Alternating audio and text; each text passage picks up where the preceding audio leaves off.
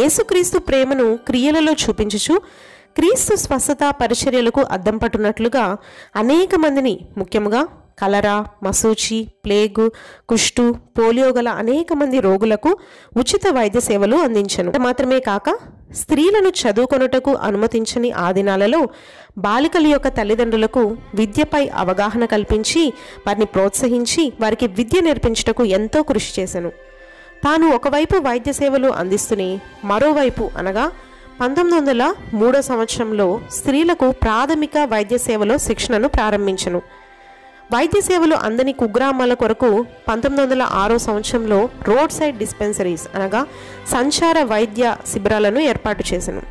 1906 నాటికి ఈమె 40,000 మంది రోగులకు ఉచిత వైద్య సేవలు అందించను. అలాగే 1909 సంవత్సరంలో స్త్రీలకు నర్సింగ్ కోర్సులలో శిక్షణ ఇవ్వడం ప్రారంభించను. ఐడా స్కడర్ తన తోటి పనివారి పట్ల, తను విద్య నేర్పించే స్త్రీల పట్ల ఎంతో ప్రేమను కనపరిచేది. అందరూ ఆమెను ఏంజల్ ఆఫ్ మర్సీ అని పిలిచేవారు.